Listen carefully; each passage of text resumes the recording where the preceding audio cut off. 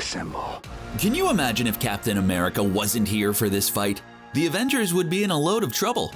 Since 2008, we've seen the Avengers grow from a ragtag group of varying personalities to Earth's mightiest defenders, saving the world from mad titans all the way to killer robots. A lot of that, I believe, is thanks to America's hero Captain America, who, in my opinion, has been the glue holding this team together since its inception. So what if Cap was never found? Would the Avengers be the Avengers? And would Thanos have ever been stopped? I think there would be a lot more to worry about than just Thanos. So our question of the day is, what would the Avengers look like if Captain America was never found in the ice? But even more importantly, would they defeat Thanos? Before getting to the Mad Titan though, I think the Avengers would need to slow their roll a bit, because on their way to Thanos they would have to go up against Ultron, who I'm unsure they could even defeat without Cap on their side. There's also the Battle of New York, which already came down to the last second. Here's a question for you. Would the Avengers even form? To answer that question, we need to take a little MCU history lesson. Regardless if Captain America was found or not, one thing that wouldn't have changed is the formation of S.H.I.E.L.D. Remember, this organization was founded in 1965 after the defeat of Hydra and the Axis powers in World War II. Sadly, after Cap's death. Headed by Howard Stark, who we all know was Captain America obsessed, so Tony, good luck to you again in this alternate timeline, and a grieving Peggy Carter, S.H.I.E.L.D. was tasked with maintaining both national and global security. Over the years, the organization we know and love would shift to the idea of needing something or someone to take on threats when they couldn't. I mean, after the events of Captain Marvel, the Earth under attack and all that from the Kree, and Fury losing his eye, Oh, motherfucking! I would too. And S.H.I.E.L.D. did just that. Inspired by Carol Danvers herself and her nickname Avenger, Nick created the Avengers Initiative, or what S.H.I.E.L.D. would call Phase 1. This initiative was presented to Tony in 2008 with the idea to bring a group of remarkable people and see if they could become something more. To fight the battles that we never could. From there, the MCU panned out to what we know and love today. So far, what has changed? Nothing. Cap not being found in the ice wouldn't affect anything so far, and honestly, why would it? In the original MCU timeline, Rogers wasn't found until 2012, preceding the events of the Avengers. So in reality, nothing up to this point would change. Hulk would still be in a head-to-head fight with Thunderbolt Ross and his creation of Abomination. Thor would still be deemed unworthy and hurled down to Earth, which in turn caused S.H.I.E.L.D. to throw out the Avengers Initiative and move into Phase 2, which was developing weapons using the Tesseract to deal with otherworldly threats. Black Widow would still be the badass she is, and Hawkeye would still end up under the mind control of Loki. Also, a quick side note that I'll get back to later, Bucky Barnes still becomes the Winter Soldier. Keep that in mind for later. So if nothing is going to change before 2012's Avengers, what would change during and after? Leadership. Although it was never clearly stated, Steve Rogers was the clear leader of the team. From his cool and collected demeanor to his ability to provide guidance and direction in the heat of battle, Cap was the guy you would look to when things went south. So without him, who would lead? To answer that, we need to better understand each hero individually and what they bring to the table. First, let's talk about Iron Man, aka Tony Stark. This dude is a genius, developing suit after suit with many features depending on the situation at hand. From the beginning, I believe that Tony was supposed to lead the Avengers. Why else would Fury present the Avengers Initiative to Tony and task him to recruit others like we saw in the end credits of Incredible Hulk? What if I told you we were putting a team together? Who's we? However, in the case of being a leader, Tony has one major flaw. Tony isn't selfless. At this point in the MCU, Stark is still the self-centered, egotistical playboy philanthropist that he is oh so proud of. The man threw himself a birthday party, donning the Iron Man suit for all to see, crying out loud. He also broke one rule of superhero-dom. I am Iron Man. Do not share your secret identity with anyone. If anyone needed Uncle Ben's speech about responsibility, it was him. Next we have Thor, Norse god of thunder, and at this time the heir to the Asgardian throne. Heir? So Thor's fit to lead, so he should be fit to lead the Avengers, right? Well, not quite. Although he isn't as bad as Tony, Thor struggles with the same problem. He's egotistical. And that egotism is the exact thing that got him banished from Asgard in the first place. Now yes, give credit where credit is due, Thor did learn from his mistakes. Learned how to sacrifice his wants, desires, and even his own life for the greater good. But there's one big thing that makes Thor the wrong choice to lead. Thor's a hothead and reacts based on emotions. His anger and desire to be feared almost nearly caused a second war with the Frost Giants. His impatience allowed him to be tricked by Loki. Thor is reckless and isn't what the Avengers need. Out of the remaining three, being Hawkeye, Black Widow, and Hulk, I hate to break it to you, but there's not a leader in sight here. At this point, Hulk and Bruce Banner are not one and the same. Bruce has been hiding since the events of the Incredible Hulk, trying not to let the Hulk out because he knows as much as I do that the Hulk has one thing on his mind: smash.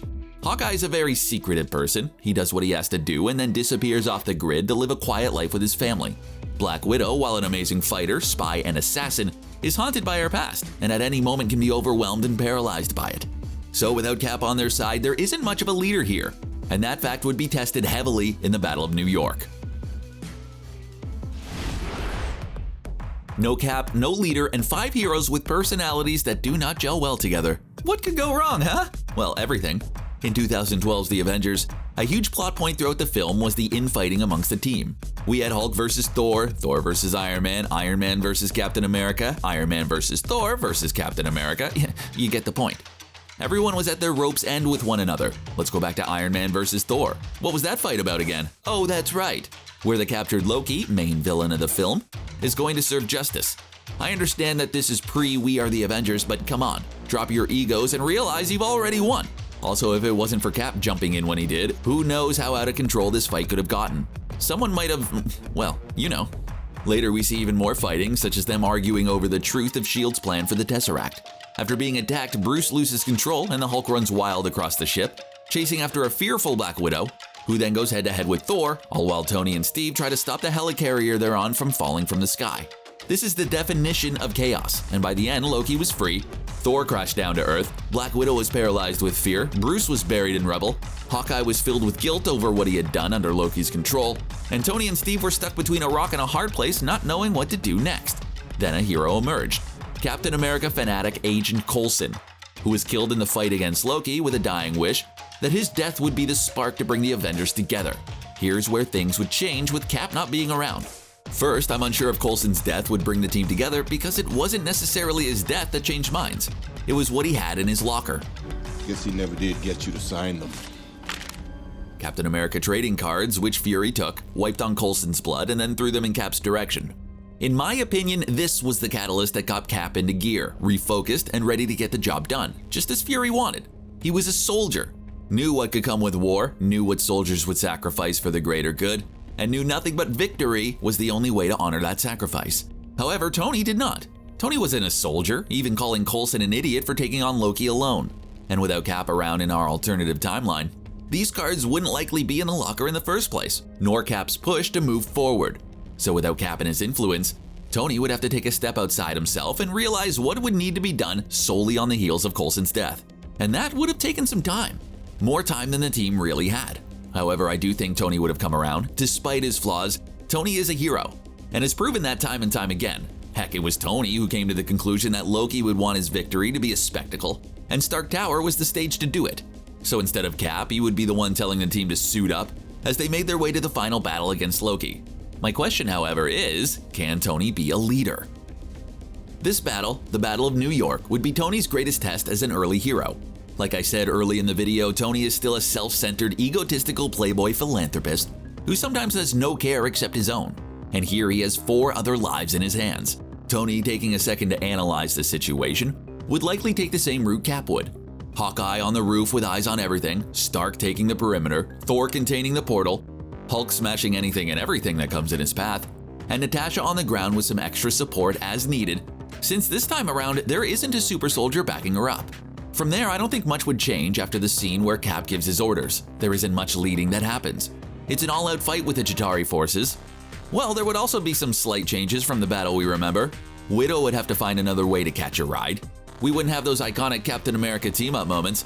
And someone else would have to save those civilians trapped in the bank, but our heroes would probably figure it out, right? I wish one thing that would change is the World Security Council making the rashest decision of a lifetime and sending a missile straight for Manhattan. I mean, who does that? In the end, however, Tony would still make the call to take the incoming missile headed towards Manhattan and fly it up to the portal even if it means sacrificing himself. Now that's what I call a leader. I wonder if Natasha would have closed the portal without Cap telling her though. Maybe that's something we shouldn't think about. At the end of the day, the Avengers still win and celebrate with a little shawarma, leaving Thanos 0-1 until the next time they meet in Avengers Infinity War, if the Avengers make it there. And I'm not talking about their battle with Ultron or the eventual Civil War. Yes, Tony and team still won this battle, and yes, the team still came together against all odds, but it isn't the team that's going to save them from what's coming. It's good old Captain America, and he's still buried in ice. There's no one to stop this threat that was right under their nose the entire time. In Captain America the Winter Soldier, we were introduced to Steve Rogers post-Avengers, fully an agent of S.H.I.E.L.D. and still adjusting to life post-1960s. We met Sam Wilson, soon to be Falcon, and things seemed to be a bit okay with the world. Too okay. You see, from Nick Fury we learn about this project S.H.I.E.L.D. is taking on. And if I've learned anything about S.H.I.E.L.D., they need to stop taking on new projects. You think they would have learned after New York. Anyway, this project is called Project Insight, which is made up of 3 advanced helicarriers synced to a network of targeting satellites. According to Fury, these helicarriers can take out 1,000 hostiles a minute and take down threats before they even happen. I wonder what could go wrong, huh? Fury being attacked by a masked assailant, aka the Winter Soldier, aka Bucky Barnes, and having to fake his own death. If that's not enough, how about Steve Rogers being marked as a traitor and hunted down by S.H.I.E.L.D.? Oh, and let's not forget, for the last 50 years or so, Hydra, who was thought to be defeated, never was, and has been secretly growing in numbers through S.H.I.E.L.D. and other high offices of power. And then there's the now Hydra-controlled weapon in the sky. See? Told you S.H.I.E.L.D. should stop making plans. It's a good thing Natasha and Cap got to the bottom of this, right? Oh, Cap's still frozen in ice. Oh boy. So if Captain America is still frozen, how does this go down? We know from both the computerized version of Arnim Zola and S.H.I.E.L.D. agent, not so much S.H.I.E.L.D. agent Jasper Sitwell, that Hydra's plan is to use an algorithm that Zola created along with Project Insight against the world. Like how S.H.I.E.L.D. wanted to use the project to stop threats before they happen, Hydra wants to use the project to take threats out before they attack Hydra. This means millions of death, including the likes of Tony Stark, Bruce Banner, and Stephen Strange. And if I was Hydra, I wouldn't stop there. I would take this worldwide, which would then include heroes not yet introduced, such as Black Panther, Ant-Man, Wasp, Spider-Man, and if Zola's algorithm can pick it up, Scarlet Witch and Quicksilver. This means that if this plan went through, just about every member and future member of the Avengers and allies would fall right then and there. Now, it's possible that this plan could still be stopped, but if it was going to, it would all come down to Natasha Romanoff. She was the only other person who was just as suspicious of S.H.I.E.L.D.'s activities, so maybe she would dig a little deeper into the situation herself, still head to Camp Lehigh and uncover Zola's algorithm, to try to take down the helicarriers by switching out targeting chips. One thing we have to remember though is that the Winter Soldier is out there, who is just as much a super soldier as Cap, in a fight between Black Widow and Bucky, who we have to remember Natasha is terrified of. I have my money on Bucky. This is why Thanos is the least of the Avengers' worries, because their greatest threat isn't in space. It's right here on Earth, and without Cap, there isn't a person on Earth who can stop them. So what about off-Earth? There is a possibility that if Hydra's plan was uncovered and given to Fury, he could use his ace in the hole and call Captain Marvel for help. The problem I see is that I don't know how fast she could get to Earth. I mean, she has her own battles in space to deal with, so by the time she makes it, it might be too little too late.